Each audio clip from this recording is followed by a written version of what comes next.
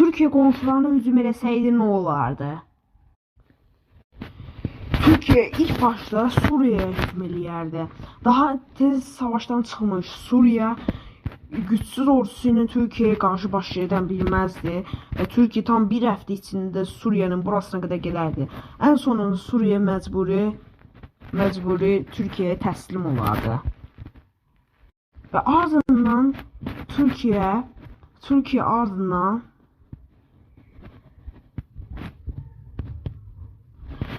ardından Ermənistana hücum eləyərdi.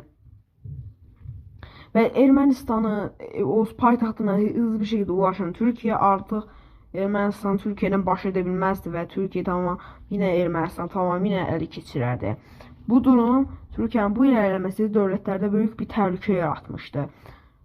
İlk olarak Yunanistan Türkiye'ye karşı önlemler başlatmıştı. Ancak Türkiye'nin sıradaki hedefi Yunanistan idi ve Türkiye Yunanistan'a hücum elədi ve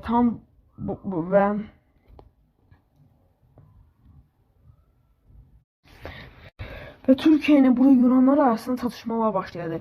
Türklerin 200 minlik ordusu, Yunanların ise 90 minlik ordusu burada çatışmalara başladı.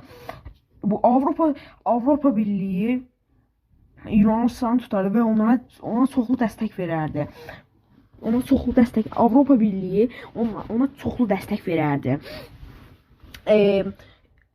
Daha sonra ise Yunanistan bu dəstəklərə qarşı biraz Türkiye'den ilerlerse de ardından Türkiye çok güçlü ordusu olduğu için Yunanlardan işgal etmeye başlardı. Buna göre Avropa Birliği Yunanistan üzerinden Türkiye'nin bu ilerlemeye dözə bilmeyen Avropa Birliği Türkiye'ye hücuma keçmeye başladı ve Yunanistan'la beraber Türkiye'ye bütün Avropa Birliği çoxlu əskər aldı ve Türkiye'ye doğru yollandırdı. Ve ordu Bolgaristan'a geldi ve Bolgaristan tamına 500 minlik əskər var idi. Ve yarısı Fransa'dan, yarısı ise Almanya'dan toplanmıştı. Bu askerler Türklere karşı savaştılar ve Türkiye yavaş yavaş gerilemeye başladı.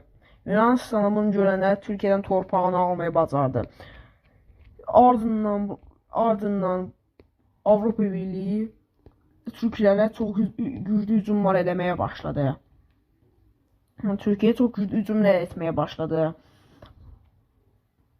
Ve Amerika Birleşmiş Ştatları ise Türkiye'nin bu ilerlemelerine dayanabilməyərək onların tərəfinə qatıldı. Türkiye doğru ordusunu gətirib Türkiye doğru Antalya'ya hücum elədi və Antalyanı yavaş yavaş ələ keçirməyi bacardı. Türkiye artık zor durumdaydı ve dostlarına yardım istəyirdi. Ancak bütün dövlət Azərbaycan ise Türkiye'ye yardım edirdi. Türkiye'ye yardım edirdi. Ekstra silahlarda bulunurdu. Ancak Avropa Birliği ve Amerika çok güçlüydü ve Türkiye'yi yavaş yavaş püskürtmeye başladı. Amerika Türkler ne kadar çabalasa da onların ordusunu bitirə bilmədilər və ardından Amerikan ordusu hızlı bir tatbikatla Ankara'yı tamamıyla işgal etti. Ankara işgal edildiği için Türkiye otomatikmen savaşı kaybeden oldu ve böylece ilerlemelerini durdurdu ve tüm devletleri bağışladı.